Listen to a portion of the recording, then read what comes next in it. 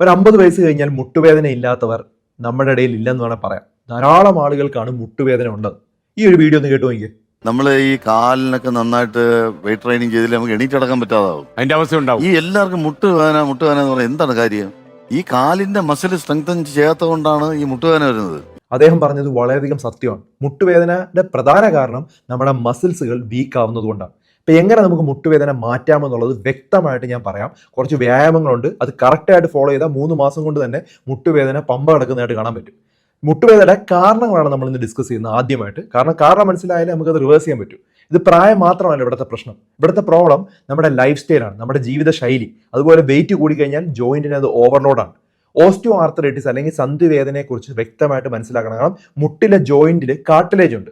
അത് തിന്നാവുന്ന സമയത്ത് വളരെ നേർത്ത രീതിയിലാവുമ്പോഴാണ്, കാർട്ടിലേജ് പോകുമ്പോഴാണ് ഈ ബുദ്ധിമുട്ടുണ്ടാകുന്നത്. അപ്പം എല്ലുകൾ തമ്മിൽ ഒരഞ്ഞൊരഞ്ഞൊരഞ്ഞ് ഫ്രിക്ഷനായി നീരുണ്ടാവും, അതുപോലെ വേദന ഉണ്ടാവും, നടക്കാൻ ബുദ്ധിമുട്ടുണ്ടാവും, ഇരിക്കാൻ ബുദ്ധിമുട്ടുണ്ടാവും, സ്ക്വാറ്റ് ചെയ്യാൻ ബുദ്ധിമുട്ടുണ്ടാവും. ഇതൊക്കെയാണ് മിക്ക ആളുകൾക്കും ഉണ്ടാകുന്ന പ്രശ്നം. അപ്പം നീ ഓസ്റ്റിയോ ആർത്രൈറ്റിസിന്റെ പ്രധാനപ്പെട്ട 5 കാരണങ്ങൾ മനസ്സിലാക്കണം. അപ്പോൾ ആദ്യത്തെ പ്രധാനപ്പെട്ട കാരണം എന്ന് പറഞ്ഞു കഴിഞ്ഞാൽ മസിൽ ഇല്ലായ്മ തന്നെയാണ്. മസിൽ ഡെവലപ്പ് ചെയ്യണം. മസിൽ ഡെവലപ്പ് ചെയ്താൽ വേദന ഒരു 80% കുറയ്ക്കാനായിട്ട് പറ്റും. മസിലുകൾ, ചുറ്റുമുള്ള മസിലുകൾ ഡെവലപ്പ് ചെയ്യണം. രണ്ടാമത് കാർട്ടിലേജ് ഇവിടെ വിയർ ആൻഡ് ടിയർ സംഭവിക്കുന്നുണ്ട്. ജോയിനിന്റെ കുഷനാണ് കാർട്ടിലേജ്.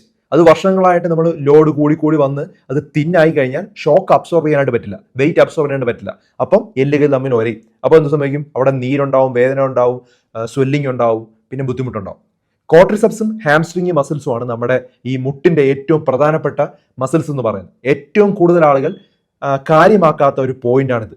വളരെ കാര്യമായിട്ട് ഇത് എടുക്കണം. കാരണം മുട്ടിനെ പ്രൊട്ടക്ട് ചെയ്യുന്നത് ഈ മസിൽസ് ആണ്. കാർട്ടിലേജിനെയും കാട്ടും പ്രൊട്ടക്ട് ചെയ്യുന്ന വേണമെങ്കിൽ മസിൽസ് എന്ന് പറയും. കാർട്ടിലേജ് നല്ലോണം പ്രൊട്ടക്ട് ചെയ്യുന്നുണ്ട്. അപ്പോൾ ക്വാഡ്രിസെപ്സ് വീക്ക് ആണെങ്കിൽ നമ്മുടെ മുട്ട് ഫ്രണ്ടിലേക്ക് ലോഡ് കൂടും. ഹാംസ്ട്രിങ്സ് വീക്ക് ആണെങ്കിൽ ജോയിന്റ് തന്നെ അൺസ്റ്റേബിൾ ആവും. ഈ 2 മസിൽ നമ്മൾ സ്ട്രോങ്ങർ ആക്കണം. അതിനുള്ള വ്യായാമങ്ങൾ ഞാൻ വളരെ വ്യക്തമായിട്ട് അവസാനം പറഞ്ഞു തരാം, വീഡിയോ ഉൾപ്പെടെ കാണിച്ചു തരാം. ഇത് കണ്ടിന്യൂസ് ആയിട്ട് നിങ്ങൾ 3 മാസം ചെയ്യണമെന്നുള്ളതാണ്.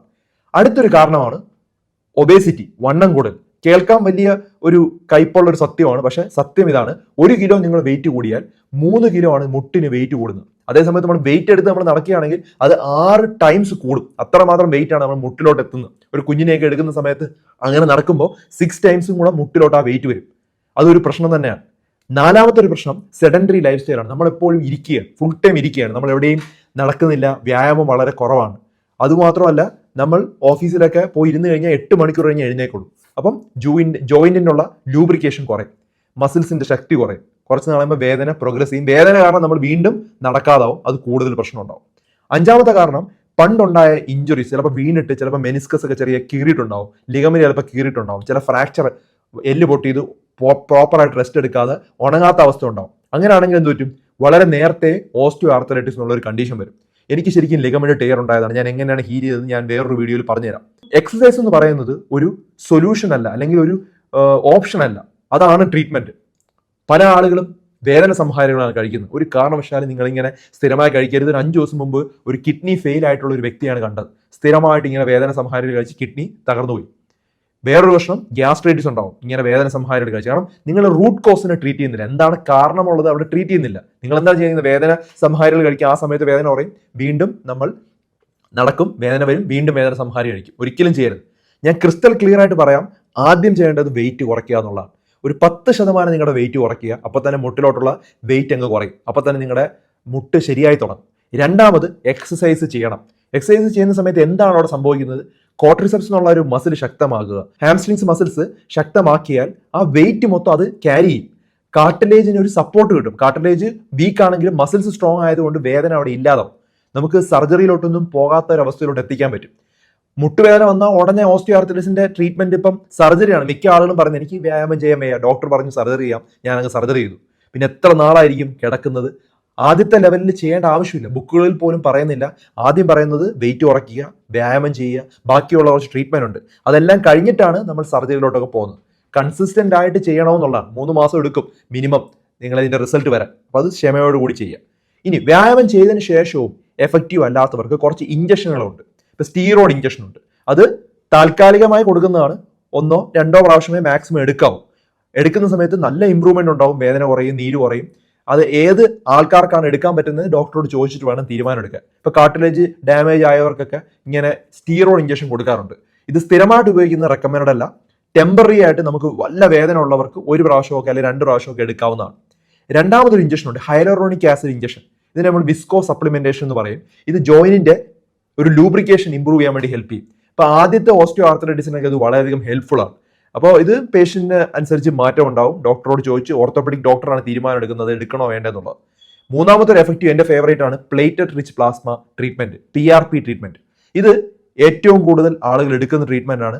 എനിക്ക് വളരെ ക്ലോസ് ആയിട്ടുള്ള റിലേറ്റീവ്സ് വരെ ഇത് എടുത്തിട്ടുണ്ട്. നല്ല സക്സസ്ഫുൾ റിസൾട്ടാണ്. ഇപ്പോൾ പേഷ്യന്റിന് തന്നെ സ്വന്തം ബ്ലഡ് പ്ലേറ്റ്ലെറ്റ് കോൺസെൻട്രേറ്റ് എടുത്തതിന് ശേഷം മുട്ടിലോട്ട് ഇഞ്ചെക്ട് ചെയ്യുന്നതാണ് PRP ട്രീറ്റ്മെന്റ്.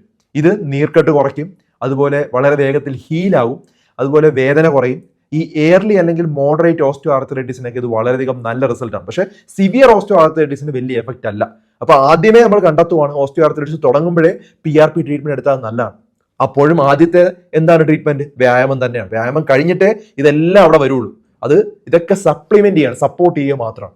ഇതെല്ലാം ട്രൈ ചെയ്തതിനു ശേഷവും മാറുന്നില്ലെങ്കിൽ നീ റീപ്ലേസ്മെന്റ് സർജറി അല്ലെങ്കിൽ നീ സർജറി ഇപ്പോൾ ഉണ്ട്.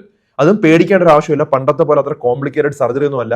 ഒരു ദിവസം കൊണ്ട് തന്നെ നോർമൽ ആവും. പിന്നെ ഒരു 2 ആഴ്ച റെസ്റ്റ് എടുത്തു കഴിഞ്ഞാൽ തന്നെ നമുക്ക് പഴയ ജീവിതത്തിലോട്ട് വരാം. ഒട്ടും നടക്കാൻ പറ്റുന്നില്ല, എക്സസൈസ് ചെയ്തിട്ട് ഒട്ടും ഇമ്പ്രൂവ്മെന്റ് ഇല്ല, ഇതുപോലെ PRP ഒന്നും ചെയ്യാൻ പറ്റാത്ത അവസ്ഥയാണെങ്കിൽ എക്സ്റേക്കകത്ത് എൻ സ്റ്റേജ് ആണെന്ന് കാണുമ്പോഴാണ് നമ്മൾ ഈ ഒരു ട്രീറ്റ്മെന്റിലോട്ട് പോകുന്നത്. പാർഷ്യൽ നീ റീപ്ലേസ്മെന്റും ഉണ്ട്, ഫുൾ ജോയിന്റ് റീപ്ലേസ്മെന്റും ഉണ്ട്. പാർഷ്യൽ നോക്കിയതിനു ശേഷമേ ചെയ്യാറുള്ളൂ. വളരെ സെലക്റ്റഡ് ആയിട്ടുള്ള, കോമൺ ആയിട്ടും ചെയ്യുന്നത് ടോട്ടൽ നീ റീപ്ലേസ്മെന്റ് ആണ്. മൊത്തം ജോയിന്റിന് ആർട്ടിഫിഷ്യൽ ഇംപ്ലാന്റ് കൊണ്ട് വെക്കുക എന്നുള്ളതാണ്. ഇപ്പം ക്വാളിറ്റി ഓഫ് ലൈഫ് നല്ലോണം ഇമ്പ്രൂവ് ആവും. പെട്ടെന്ന് തന്നെ ഒരു മാസം കൊണ്ട് തന്നെ രോഗിക്ക് നല്ലോണം നടക്കാനൊക്കെ പറ്റും. ഇതൊരു ലാസ്റ്റ് ഓപ്ഷനാണ്. പല ഡോക്ടേഴ്സും ചിലപ്പോൾ ഫസ്റ്റ് ഓപ്ഷനായിട്ട് റെക്കമെൻഡ് ചെയ്യും. അതിന്റെ ആവശ്യമില്ല. നിങ്ങൾ ആദ്യം എക്സസൈസ് ഒക്കെ ചെയ്ത് നിങ്ങളുടെ മസിൽസ് സ്ട്രെങ്തൻ ആക്കാൻ നോക്കുക, അല്ലെങ്കിൽ ഇത് വീണ്ടും ഇതുപോലെ തന്നെ വരും. ഓക്കെ, അപ്പം എന്താണ് ഇവിടുത്തെ പ്രശ്നമെന്ന് നിങ്ങൾ മനസ്സിലാക്കുക. നിങ്ങളുടെ കാർട്ടിലേജ് വീക്കായി. ഇപ്പൊ കാർട്ടിലേജ് സ്ട്രോങ് ആക്കാനായിട്ടുള്ള ഇഞ്ചക്ഷനുകൾ ഞാൻ പറഞ്ഞു, അത് ആദ്യം കണ്ടെത്തുവാണെങ്കിൽ മാത്രം. മസിൽസ് സ്ട്രെങ്തൻ ആക്കി കഴിഞ്ഞാൽ ലോഡ് മസിൽ എടുത്തോളും. അപ്പം മസിൽ സ്ട്രോങ്ങർ ആക്കുക. വെയിറ്റ് കുറച്ച് കഴിഞ്ഞാൽ നമ്മുടെ ആ മുട്ടിലോട്ടുള്ള ആ ഒരു ഭാരം കുറയും. ലൈഫ് സ്റ്റൈൽ കുറച്ച് കറക്റ്റ് ചെയ്യുക, കുറച്ച് നടക്കാനായിട്ട് എല്ലാ ദിവസവും പോവുക. ഇതെല്ലാം നോക്കിയതിനു ശേഷവും നടക്കുന്നില്ലെങ്കിൽ മാത്രമേ സർജറിയിലോട്ട് പോകാവൂ. ഇനി എല്ലാവരും വെയിറ്റ് ചെയ്തുകൊണ്ടിരുന്ന ഒരു കാര്യം, എങ്ങനെ വ്യായാമം ചെയ്യാന്നുള്ളത്. അപ്പോൾ ഈ വ്യായാമങ്ങൾ വളരെ എഫക്റ്റീവ് ആണ്. മുട്ടുവേദന ഉള്ളവർക്ക് ഞാൻ സ്ഥിരമായി പറഞ്ഞു കൊടുക്കുന്നതാണ്. എൻ്റെ പല റിലേറ്റീവ്സും ഇത് കറക്റ്റായിട്ട് ഫോളോ ചെയ്യുന്നുണ്ട്. എൻ്റെ വീട്ടിലുള്ള മെയ്ഡ് പോലും ഇത് ഫോളോ ചെയ്ത് അവർക്കിപ്പം മുട്ടുവേദന നല്ലോണം കുറഞ്ഞിട്ടുണ്ട്. അപ്പം മസിൽസ് സ്ട്രോങ്ങർ ആക്കുവാണ് മുട്ടുവേദനയുടെ ഏറ്റവും പ്രധാനപ്പെട്ട ട്രീറ്റ്മെന്റ്. അപ്പോൾ അതെങ്ങനെ കൊണ്ടുവരാം? ഏകദേശം ഒരു 10ഓളം എക്സസൈസ് ഞാൻ പറയാനായിട്ട് നോക്കാം. ഈ 10 എക്സസൈസിൽ ആദ്യത്തെ 5 എണ്ണമെങ്കിലും നിങ്ങൾ ചെയ്യുക. ആദ്യത്തെ 5 എക്സസൈസ് വളരെ ഈസിയാണ് ചെയ്യാൻ.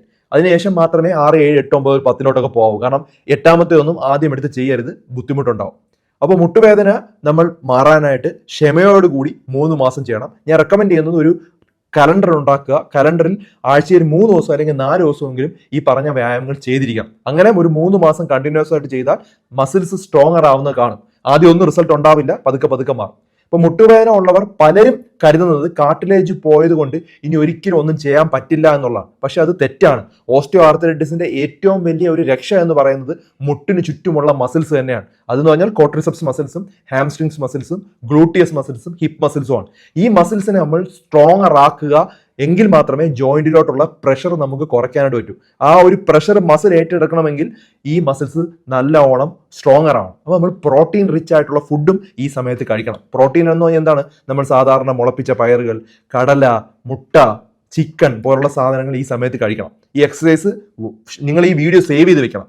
കാരണം ഈ എക്സസൈസ് മാറി ചെയ്യരുത്. കറക്റ്റായിട്ട് ഞാൻ പറഞ്ഞുതരാം എങ്ങനെയാണ് ചെയ്യണം. കാരണം കുറേ നാളായിട്ട് ഞാനിത് പറഞ്ഞു കൊടുക്കുന്നതുകൊണ്ട് എനിക്കറിയാം എന്താണ് കോമൺ തെറ്റെന്നുള്ളത്. അപ്പോൾ മസിൽസിനെ നമുക്ക് ഉണ്ടാക്കുന്നത് കാലിന്റെ വേദന മാറ്റാനാണ്, അല്ലാതെ നമ്മൾ ജിമ്മിൽ പോയി നമ്മുടെ കാല് ഉരുട്ടിയെടുക്കുകയോ ഒന്നുമല്ല ചെയ്യുന്നത്. ഇപ്പൊ ലെവൽ 1 എക്സസൈസ്, ബിഗിനേഴ്സ് ഉള്ള എക്സസൈസ് ആദ്യം പറയാം. ആദ്യത്തെ എക്സസൈസ് എന്ന് പറഞ്ഞാൽ കിടന്നുകൊണ്ട് ചെയ്യാൻ പറ്റുന്ന എക്സസൈസ് ആണ്. നീ എക്സ്റ്റൻഷൻ ഹോൾഡ് എക്സസൈസ് എന്ന് വിളിക്കും, അല്ലെങ്കിൽ നമ്മൾ കോഡ് സെറ്റ് എന്ന് പറയും. Code set. ഇപ്പൊ ക്വാഡ്രിസെപ്സ് മസിൽസിനാണ് നമ്മൾ ഈ ഒരു എക്സസൈസ് കൊണ്ട് ഗുണം ചെയ്യുന്നത്. അപ്പൊ ക്വാഡ്രിസെപ്സിനെ ഉണർത്താൻ വേണ്ടി നമ്മൾ എന്ത് ചെയ്യണം?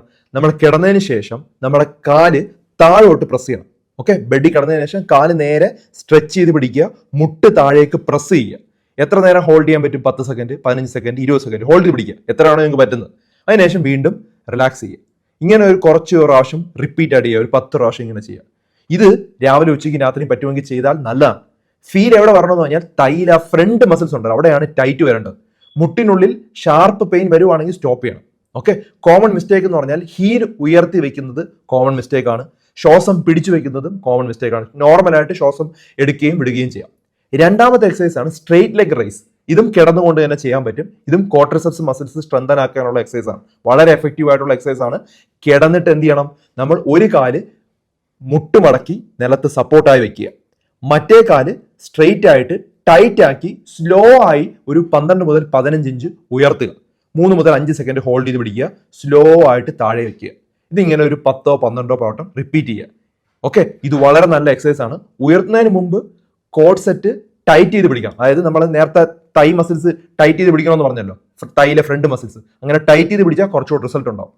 ഓക്കെ, ഈ രീതിയിൽ ചെയ്യാം. നമുക്ക് ഒരു കൈ വേണമെങ്കിൽ നമ്മുടെ ബാക്കിലും വെക്കാം, നിതംബത്തിന്റെ ഭാഗത്തും വെച്ച് കുറച്ചുകൂടെ ചെയ്യാം. ആ രീതിയിൽ ഇത് ചെയ്യാൻ പറ്റും. അല്ലെങ്കിൽ നമ്മുടെ കൈ സൈഡിൽ സപ്പോർട്ട് ചെയ്തും ചെയ്യാം, അല്ലെങ്കിൽ നിതംബത്തിന്റെ ഇടയിലോട്ട് കയറ്റി വെച്ചിട്ട് അങ്ങനെയും ചെയ്യാം. ഈ രണ്ട് രീതിയിൽ ഈ ഒരു എക്സസൈസ് ചെയ്യാനായിട്ട് പറ്റും. ഇനി മൂന്നാമത്തെ എക്സസൈസ് ബ്രിഡ്ജസ് എന്നാണ് പറയുന്നത്. ഹാംസ്ട്രിങ് മസിൽസിനും ഗ്ലൂട്ടിയസിനും വേണ്ടിയുള്ള എക്സസൈസ് ആണ്. ഇതിനായിട്ട് കിടന്ന് മുട്ട് ബെൻഡ് ചെയ്ത് ഫീറ്റ് നിലത്തുറപ്പിക്കുക.